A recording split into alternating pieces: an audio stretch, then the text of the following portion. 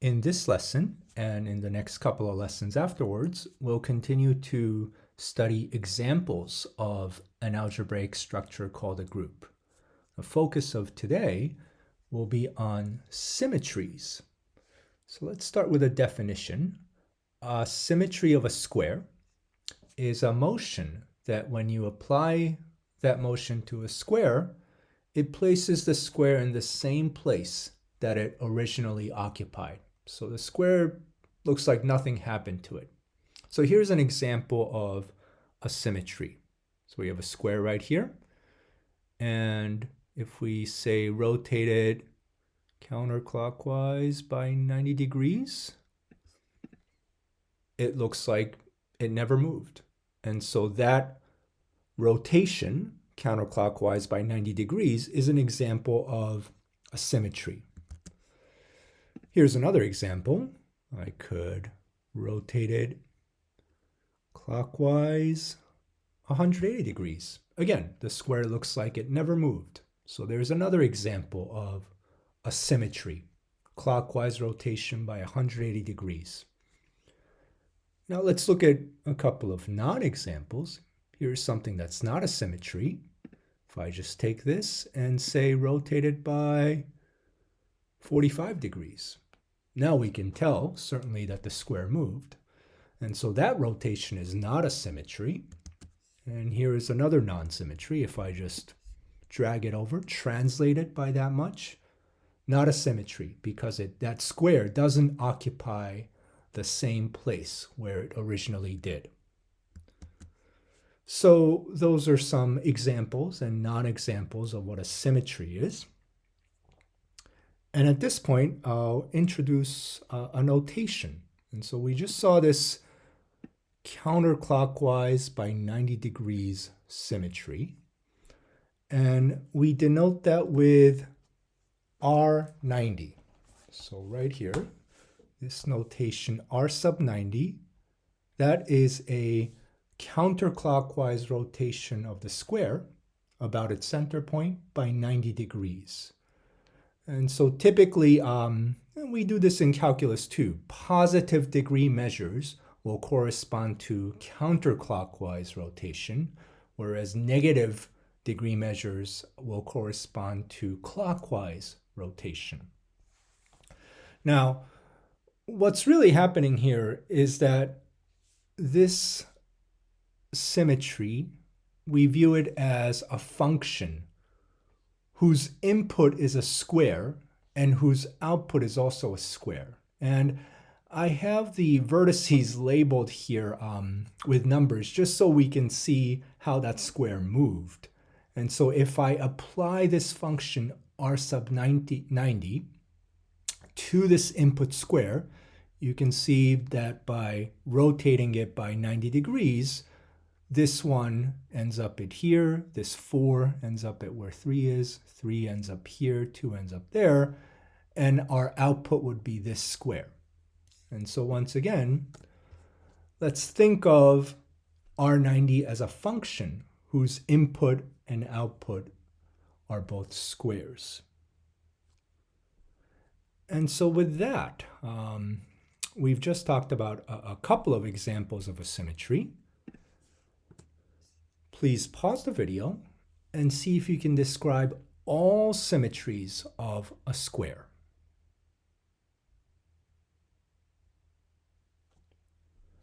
Now, before we actually go through all the symmetries of a square, I like to also introduce one convention. So we'd already talked about rotation by 90 degrees. So let me bring this back to the original spot. Right there. Now, I can take this square and do a counterclock rotation by 90 degrees. That would be R90.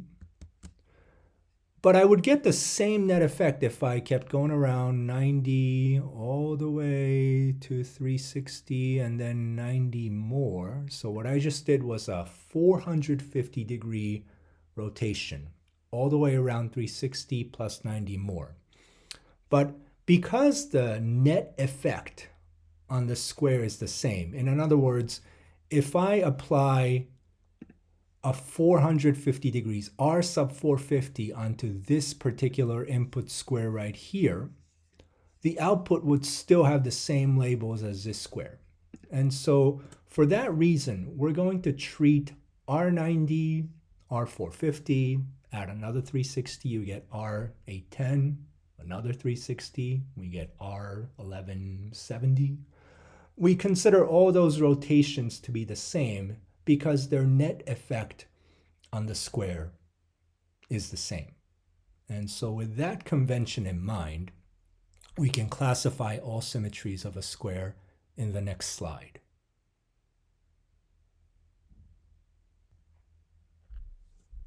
So here are the symmetries of a square. First, we have the 4 rotations. We've already seen R90. That's counterclockwise. These are all counterclockwise rotations because the degree measures are positive.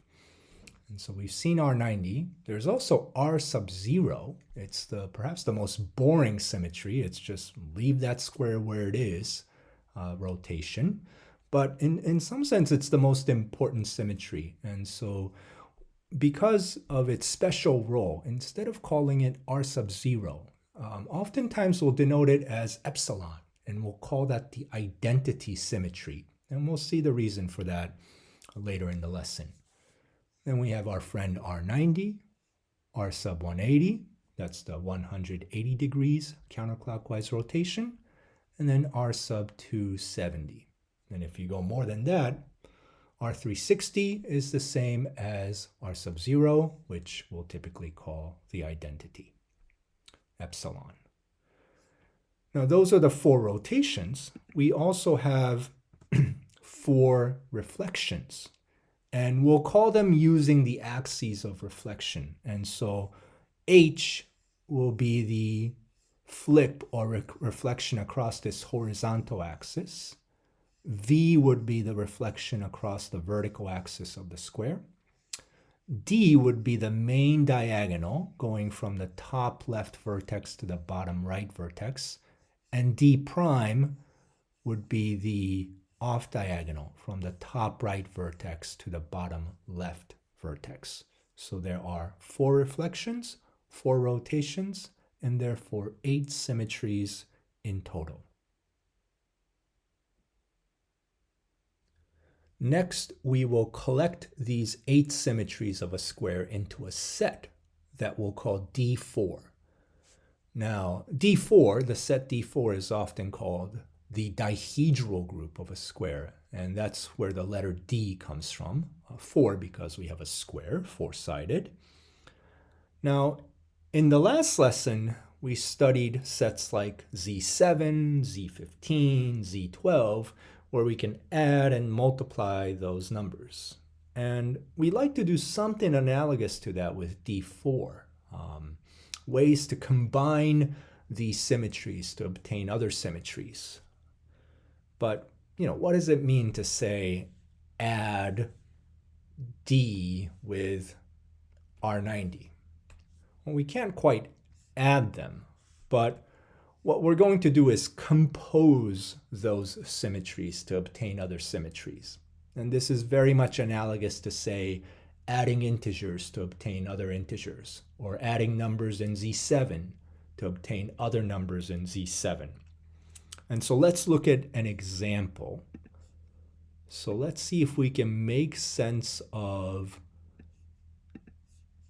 D composed with R90. So that little circle in between means composed with. So my claim is that D composed with R90 is equal to V.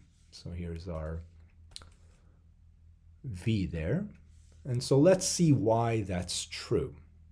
Now, remember that these symmetries are functions on a square. And so we can compose them just like we would compose functions in calculus. And so here's what we have. We have D composed with R90, and we're going to apply that to this square. Now, this is the same as D of R90 of that square. That relationship is very similar to the function composition that you might see in calculus.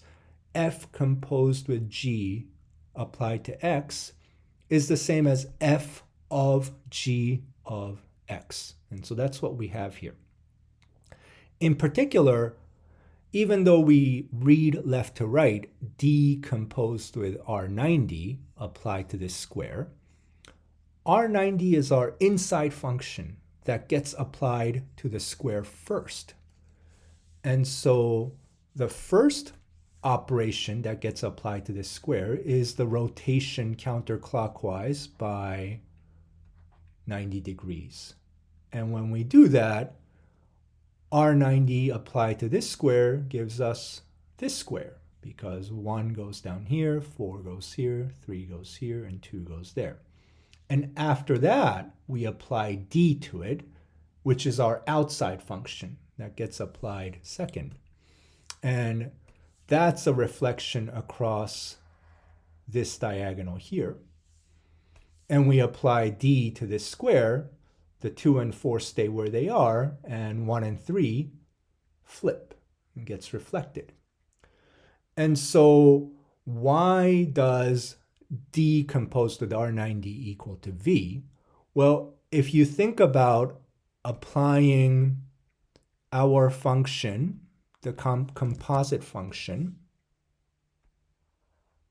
onto this input square here and end up with the final output right there, what is the singular motion that takes this input square to this output square? Well, it is in fact the reflection across this vertical axis, because 1 and 2 flip, we get the 2 and 1 here, the 4 and 3 flip, and we get the 3 and 4 there. So the composite of this motion, d composed with R90, can be accomplished by the single motion v, and therefore d composed with R90 is equal to v.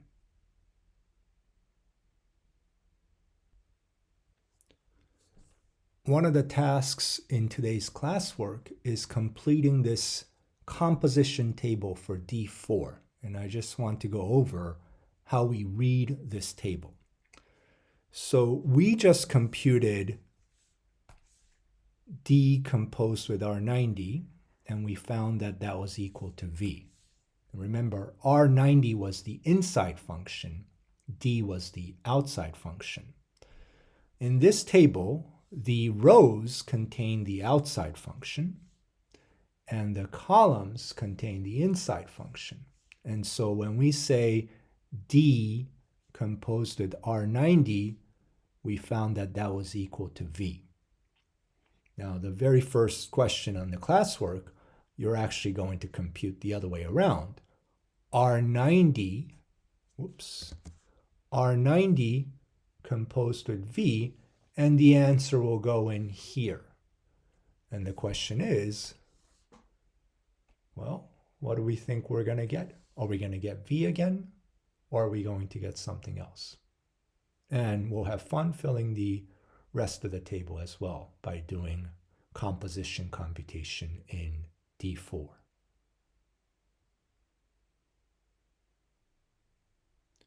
At this point, please pause the video and work on Day 5 classwork. And afterwards, we'll discuss some of the problems and concepts.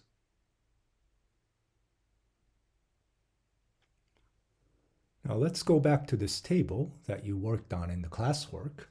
The first thing that we computed was that R90 composed with D was equal to H. In other words, D composed with R90, which was equal to V, does not equal R90 composed with D. Now this is interesting. We say that D4 is not commutative. We're used to operations that are commutative. In other words, A plus B equals B plus A, or A times B equals B times A. But with composition, A composed with B doesn't necessarily equal B composed with A. It could sometimes, but certainly not when we have D and R90. And so we say that D4 is not commutative under composition.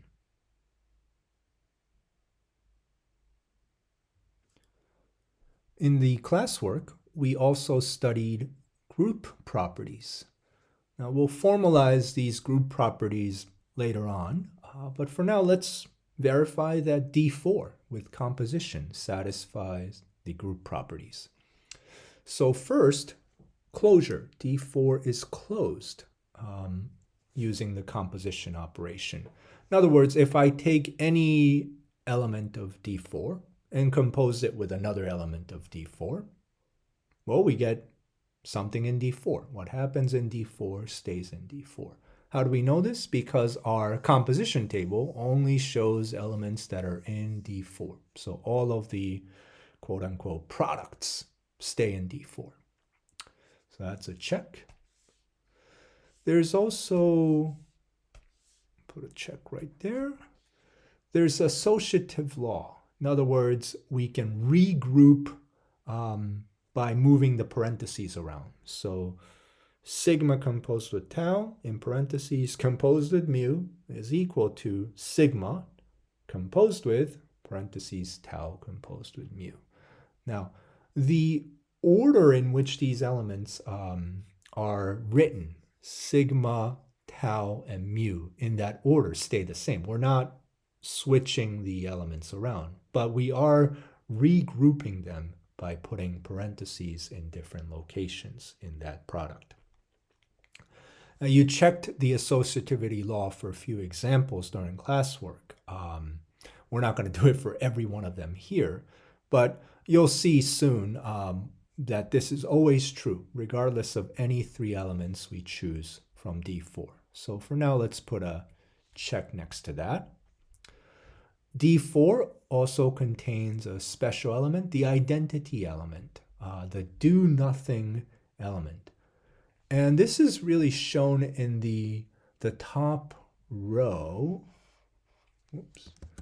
The top row and the first column of the table, because the top row is telling us that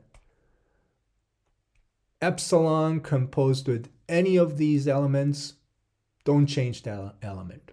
And so we can express that by writing epsilon composed with, say, sigma, a generic element, is still sigma. And the columns are telling us, that first column is telling us that any of these elements composed with epsilon is that same element. So we would write that as sigma composed with epsilon is still that same element, sigma. So I oftentimes think of composed with epsilon like multiplying by 1 or adding 0. It doesn't change that original element. And so D4 certainly contains that special identity element. And then the fourth group property is that every element in D4 has an inverse. Another element that undoes it, multiply them together to get the identity element. So let's look at some examples here. For instance, H is a self-inverse because H composed with itself is equal to the identity element. And we also see that R90 and 270 form an inverse pair because R90 composed with R270 multiplied together to be the identity element. And I'll leave it up to you, if you haven't done so already in the classwork, to verify that every element in D4 has an inverse, either a different element forming an inverse pair or itself, and thereby being a self-inverse. And so we have different color. We've seen that D4 satisfies the four group properties.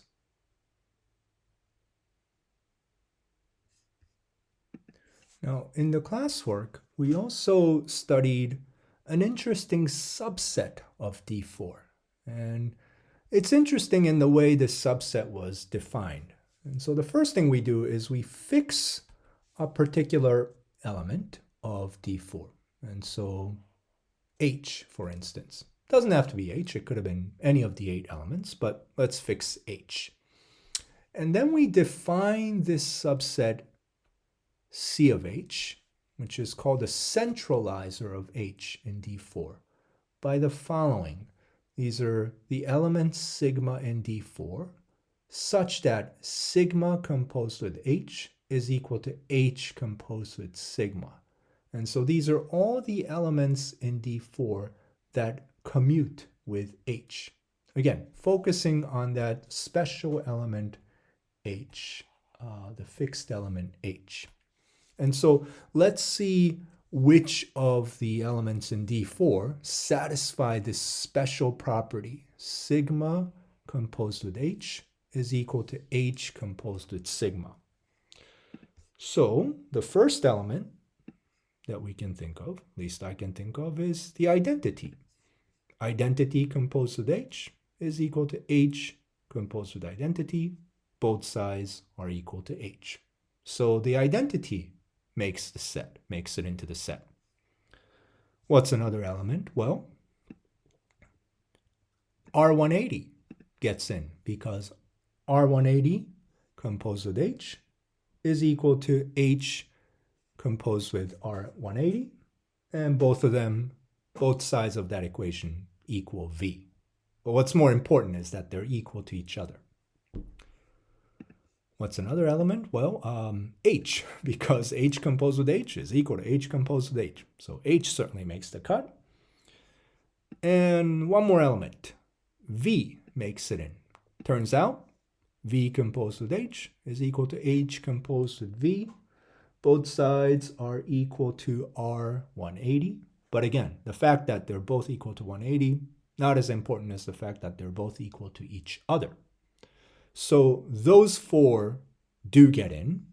And just to verify, for instance, R90 does not make it into that special subset because R90 composed with H does not equal H composed with R90. In fact, R90 composed with H is equal to D prime, whereas H composed with R90 is equal to D. And so we see that R90 does not commute with H, and therefore R90 does not make it into this special subset. And we can say the same thing for the other 3 elements of D4, and thus our conclusion is that C of H contains 4 elements, epsilon, R180, H, and V, and it is a subset of D4 containing 4 elements. So we just found the subset C of H, the centralizer of H in D4, containing those 4 elements, the identity, R180, H, and V, and we can compute its own mini table, a 4x4 table. And so here it is. And let's check the group properties for this mini table. So the 4 group properties. Is it closed? Yes, because all the products we see are elements, the 4 elements of C of H. So what happens in C of H stays in C of H. Great. Now, associative law, again, we'll see that associative law holds for all of D4. And we'll see why that's true soon. So it certainly holds for the subset portion as well. What about the identity element? Yes, C of H does contain the identity element right here. What about the inverses? Does every element in CH have an inverse that's in CH? Well, right here, identity times identity is identity. So identity is a self-inverse. R180 is also a self-inverse. H is a self-inverse. And V is also a self-inverse. And so every element in C of H has an inverse that's also in C of H. So it's self-contained. The inverses are self-contained. And so because C of H actually satisfies the four group properties itself, we say that this subset is not just a subset, but a subgroup of D4. So it's a subset that happens to satisfy the group properties itself. And we'll study much more about what a subgroup is when we formalize groups a little bit later in the course.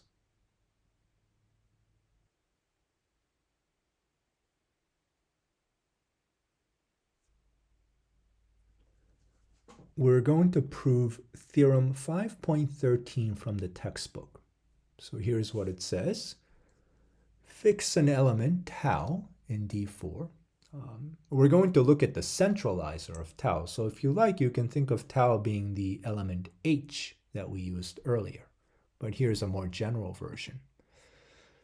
So the theorem says if alpha is an element of C of tau and beta is the inverse of alpha, then beta is also an element of C of tau. And so we're actually going to come up with an outline of this proof first and then write down a complete proof. So as usual, let's identify our hypothesis and our conclusion right there. So we actually have a two-part hypothesis, namely that alpha is an element of C of tau. And so that means alpha commutes with our special element tau. Therefore, we know that alpha composed with tau is equal to tau composed with alpha. And we also know that beta is the inverse of alpha. So beta and alpha cancel each other out. More specifically, alpha composed with beta is the identity, and also beta composed with alpha is the identity. So those are our two hypotheses. In our conclusion, kind of the end of the proof, our goal is to show that beta is an element of C of tau. In other words, we have to show that beta composed with tau equals tau composed with beta. And so what's the big picture here? Well, we're given this relationship between alpha and tau, and we're supposed to somehow turn it into a relationship between beta and tau. And the tool is this inverse relationship between alpha and beta, namely they cancel each other out. And so it seems reasonable to start with this equation right there, that relationship we already know. And then we can manipulate it using beta. So for instance, how can we get rid of this alpha? Because we don't need alpha. We don't want alpha in the conclusion. So it'd be nice to get rid of this alpha. Well, we can get rid of this alpha by multiplying by beta, because alpha and beta are inverses. So we could take this equation right here and left compose both sides on the left by beta. And here's what we get. We would get beta composed with, I'll put it in the parentheses, alpha composed with tau. I'll write this all down and I'll go through it a little more carefully. And then tau composed with alpha. So what just happened? Well, I'm going to highlight the original equation that we had. Alpha composed with tau equals tau composed with alpha. That was our hypothesis. And then on both sides on the left, we composed with beta. Now, why did we do that? Well, our motivation was to get rid of this alpha. And we can accomplish that by composing with beta. So we have beta composed with alpha here.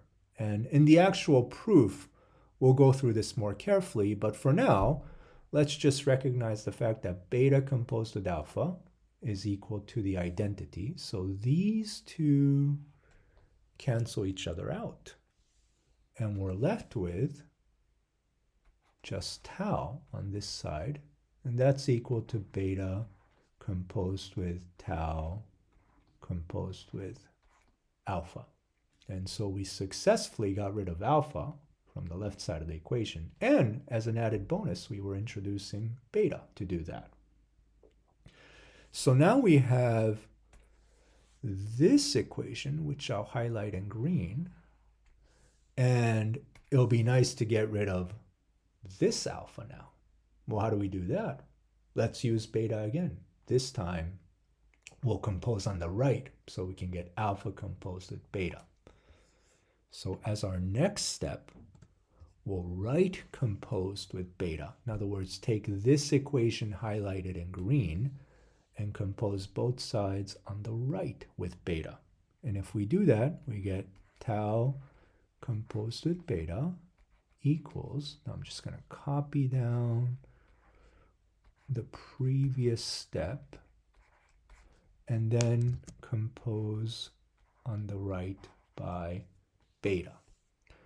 And so to recap, our original equation in green was right there. Tau is equal to beta composed with tau composed with alpha. And then we just composed both sides of that on the right by beta. Why? Because that will allow us to get rid of that combination, alpha composed with beta. We know that's the identity. And therefore, we're left with the following. Tau composed with beta is equal to beta composed with tau. And that's it. This alpha composed with beta goes away because that's the identity. And therefore, we have our desired relationship between beta and tau, and therefore we can conclude that beta is in the centralizer of tau. So that's our strategy, our outline of the proof. And in the next slide, we'll write that proof down more carefully. We are now ready to write the complete proof of Theorem 5.13. So as usual, let's start by identifying the hypothesis and the conclusion, because that gives us the first and last lines of the proof. So here's our first line. We assume the hypothesis. And our very last line is our conclusion, which is right here. Beta is an element of C of tau as desired. And in order to get there, what we're going to eventually show, as we did in the outline, was to show that tau composed with beta is equal to beta composed with tau. So that's going to be part of our last line of the proof. Now, as we did in the outline, let's translate our hypotheses into equations. So alpha is an element of C of tau. That means alpha tau is equal to tau alpha. This is going to be our key equation. And then we also have the inverse relationship between alpha and beta. So alpha beta is equal to epsilon, and beta composed with alpha also equal to epsilon. So as we did in the outline, we will take this equation here and left compose by beta on both sides to obtain this equation right here. Now I'm going to highlight the original equality. Alpha tau is equal to tau alpha. And we see that we just composed both sides on the left by beta. Now in the outline, we said that, well, this beta and alpha cancel each other and we just get tau. So let's go through that more carefully. And so in particular, in the next line, we're going to work with this entire left side of this equation and show how this becomes just tau. So here is how. We start with this expression, beta composed with parentheses alpha composed with tau. we use the associative law to move the parentheses around, regrouping. Those three elements are still in the beta, alpha, tau ordering, but we regroup by moving the parentheses around. We do that because here beta composed with alpha becomes just epsilon. Epsilon composed with tau is just tau, because epsilon is the identity element. And therefore, this entire expression here is equal to just tau. And therefore, in this equation here, we can replace the left-hand side with just tau. And then I just copied the right-hand side. So what we did here is we had this equation. We were able to demonstrate that the left-hand side simplifies to tau, and so we're left with tau equaling the right-hand side of that equation. And I will highlight our new equation in green as we did in the outline. Now remember, in our outline, we took this equation and we right composed by beta to see what we get. And so let's go through that process in the proof. So we initially get what we see here, because I'm going to highlight the original green equation. We had tau equaling this expression, and then we just composed both sides on the right by beta. Now I can work on this expression here. What is that equal to? Well, upon regrouping or using the associative law, moving parentheses around, I can group the two left elements and the two right elements together. Why? Because now this product here, alpha composed with beta, becomes just the identity, because alpha and beta are inverses of each other, and anything composed with identity is just that anything, beta composed with tau. And therefore, we just showed that tau composed with beta is equal to beta composed with tau, which is what we needed to show. And so there's the end of this proof. I would encourage you to kind of go through the argument again. This is a fairly involved proof. Make sure you understand each part. But that's the end of this proof, end of this lesson, and I will see you next time.